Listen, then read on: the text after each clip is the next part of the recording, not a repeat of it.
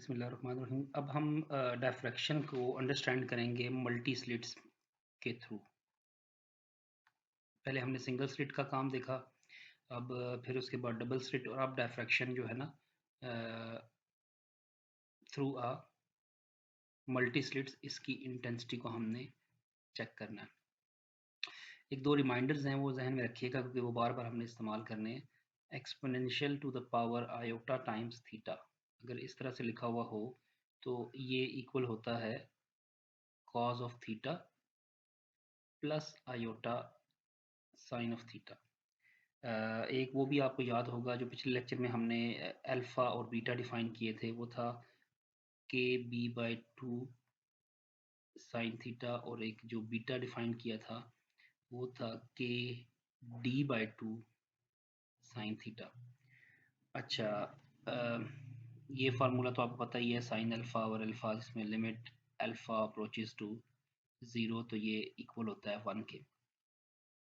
और अगर हम किसी जगह पे इंस्टेंटेनियस डिस्प्लेसमेंट लिखें तो हम उसको लिख सकते हैं ए कॉज ऑफ ओमेगा टी। अच्छा, अब हम डायरेक्टली अपने काम पे आते हैं। तो मल्टी स्लिट्स में से जो डायफ्रैक्शन हो रही है ना, फॉर एग्जांपल ये एक सोर्स है, इसमें से बेइंतहा लाइट्स जो है वो अब निकल रही हैं, लेकिन इसके आगे हमने उसी तरह से पहले वो रखा लेंस। जब लाइट इसमें से पास करेगी तो उसके बाद वो पैरेलल हो जाएगी, यानी सेकेंडरी वेवलेट की तरह वो प्लेन वेव की तरह बिहेव करेगी। अब इसके सामने हमने लातादाद स्लिट्स रख दी हैं, ये सारी अब क्या हैं, स्लिट्स हैं। जिस तरह वो सिंगल स्लिट थी, अब वो पहले हमने सिंगल स्लिट को समझा, फिर डबल को, अब ये सारी बहुत सारी स्लिट्स हैं। अब लाइट्स इनमें से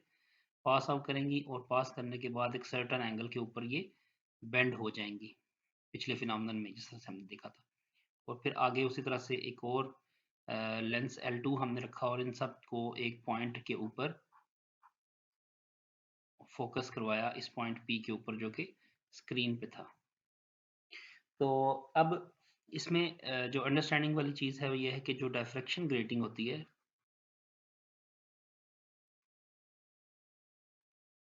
डायफ्रैक्शन ग्रेटिंग जो है ना, 1 सेंटीमीटर के अंदर जो नंबर ऑफ लाइंस हम ड्रा करते हैं, इसको हम डायफ्रैक्शन ग्रेटिंग बोलते हैं, और इसको हम D से रिप्रेजेंट करते हैं।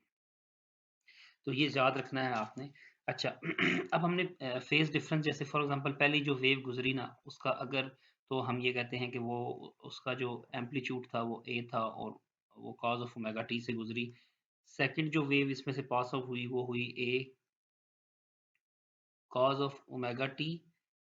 प्लस टू बीटा मीन्स ये इसके दरमियान फेज डिफरेंस है,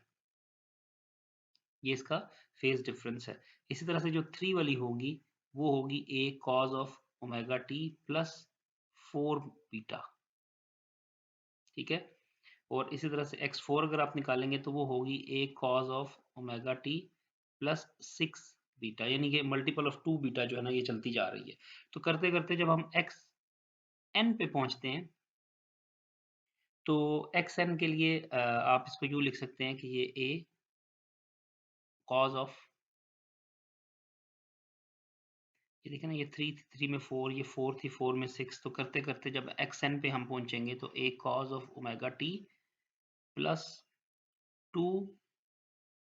एन माइनस 1 टाइम्स बीटा। ये आपके पास इसका एनथ जो फ्रिंज है उसमें से, या एनथ जो ग्रेटिंग है उसमें से गुजरते हुए इसकी ये वैल्यू बनेगी। अगर अब हम टोटल रिजल्टेंट इसका फाइंड आउट करना चाहते हैं, तो वो जो रिजल्टेंट होगा that is the sum of all these 1 plus ये स्क्वायर कह दें 2 plus 3 plus up to x n. तो इसमें अब याद रखिएगा कि रियल और इमेजिनरी पार्ट्स आ जाते हैं, तो मैं डायरेक्ट स्टेप लिखूंगा कि रियल पार्ट वो एक्सपोनेंशियल की फॉर्म में होगा, exponential omega t plus e to the power iota omega t plus 2 beta, plus इसी तरह से ये चलता चला जाएगा और एक्सपोनेंशियल आयोटा ओमेगा टी, और इसके साथ हमें लिखना पड़ेगा plus 2 times n minus 1 of beta, तो ये एन तक आ जाएगा। अच्छा, इसको थोड़ा सिंप्लीफाई करके आप लिखेंगे तो ये रियल पार्ट था,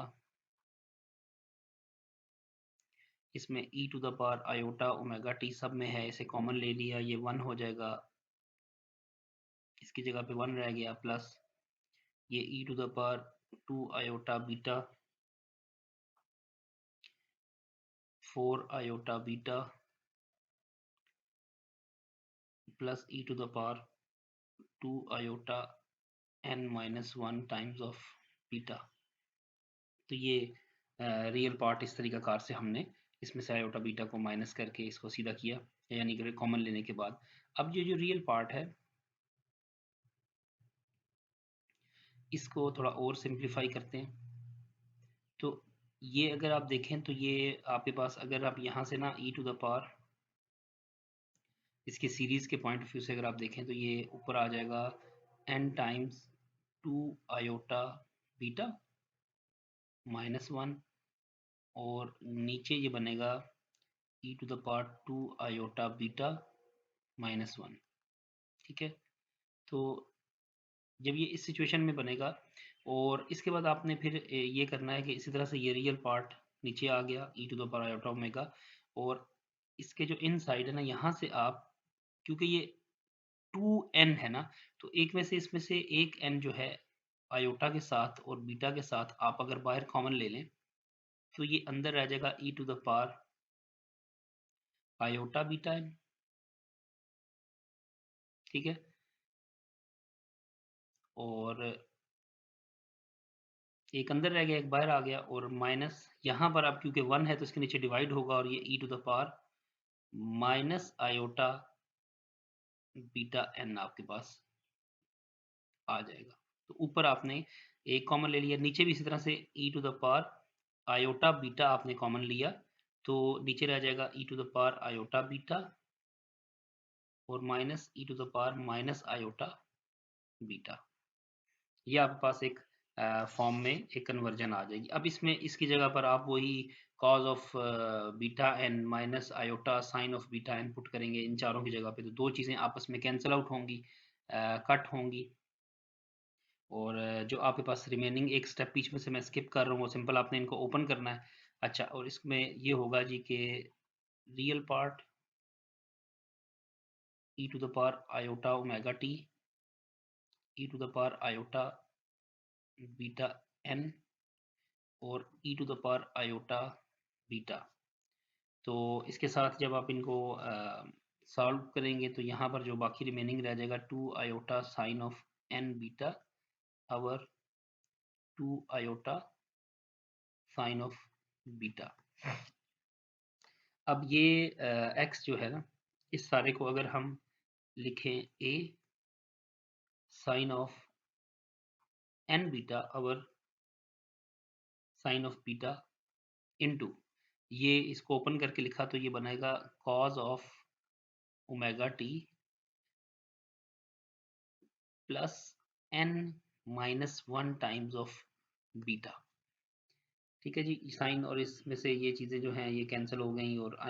एन और रियल पार्ट के लिए हमने उसका एम्पलीट्यूड, एम्पलीट्यूड जो है ना वो आप सिंगल स्लिट के लिए अगर देखना चाहते हैं, जैसे ये हमने एम्पलीट्यूड कहा है, तो सिंगल स्लिट के लिए तो आपको पता है कि ये ए बी बाई आर था और साइन अल्फ़ा और अल्फ़ा था,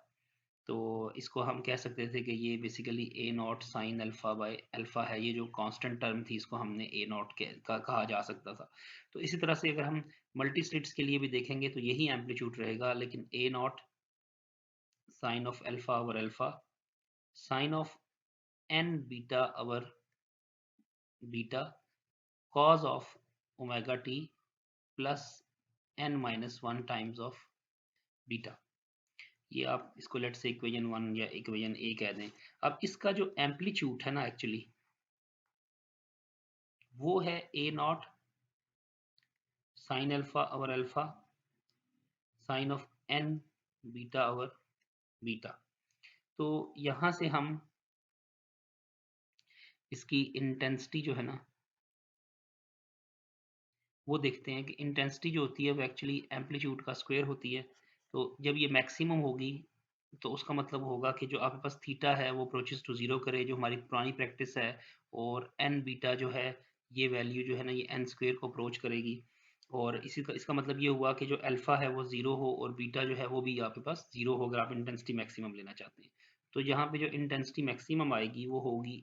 ए नॉट का स्क्वायर इंटू एन स्क्वायर। जब आप इनमें थीटा की वैल्यूज पुट करेंगे पिछले इक्वेशन में तो आपके पास इंटू 1 आ जाएगा, ये आपके पास सॉरी बनेगी अमाउंट इंटेंसिटी की। तो इसका मतलब है कि जो आई थीटा ऑफ मैक्सिमम इंटेंसिटी है दैट इज ए नॉट का स्क्वायर इंटू एन स्क्वायर। और इसमें आपने याद रखना है कि ये हमने जो थीटा था ये वेरी वेरी स्मॉल लिया था। अगर हम थीटा को स्मॉल लेंगे तब ये इंटेंसिटी आपके पास एक एग्जिस्ट करती है। अच्छा, अब मैक्सिमम इंटेंसिटी जो है that is I naught times n square, और आई नॉट का स्क्वायर जो है वो है ए स्क्वायर, और उसकी वैल्यू होती है a square b square by r square. ये पिछले स्लाइड्स में से मैं चीज़ों को डायरेक्टली पिक कर रहा हूँ। अच्छा, इसी तरह से अगर आप देखना चाहते हैं कि बीटा की वैल्यू 0 हो और अल्फ़ा की वैल्यू भी 0 हो, तो के बी बाई 2 साइन थीटा। अब इसमें आप वैल्यूज़ को 0 पुट करेंगे तो ये एंड में प्रूव हो जाएगा sine theta is equals to n lambda, जो पिछले लेक्चर में हमने आइडेंटिफाई किया था। इसके कुछ कर्व्स देखें, आप मैथमेटिक्स करेंगे तो फिर उसके बाद आप इसकी जब इस चीज़ पे पहुंचते हैं तो अगर हम एक स्ट्रेट पॉइंट पे देखें तो ये कुछ इस तरह से, अगर सिंगल स्लिट था जिसमें n इज इक्वल्स टू हम 2 रखते हैं, थीटा अगर आपका इस तरफ जा रहा है और इंटेंसिटी आपकी y एक्सिस पर, अगर हम n को 5 रखें,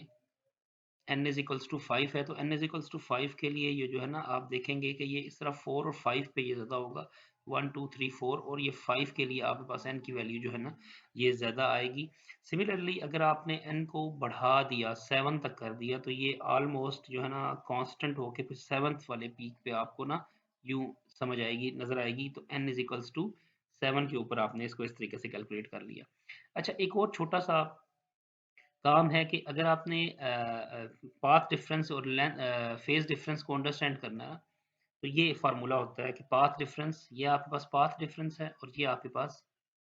फेज डिफरेंस है। फेज में आपको याद होगा हम एंगल इन्वॉल्व करते थे, तो इसमें अगर हम delta l is equals to 1 times delta of psi करें, यानी इसको अगर हम इक्वल के इसके लेके आए, हमें ये पता है कि वेव लेंथ यानी पाथ डिफरेंस के अंदर हम हमेशा वेव्स में लेमडा की बात करते हैं, और फेज जो होगा वो मैक्सिमम हमारे पास 2 पाई होता है। तो इसलिए हमने इसको इन दोनों तरफ से इसको डिवाइड कर दिया। यहाँ से अगर मैं डेल्टा एल की वैल्यू को कैलकुलेट करूँ तो ये बन जाता है डेल्टा साई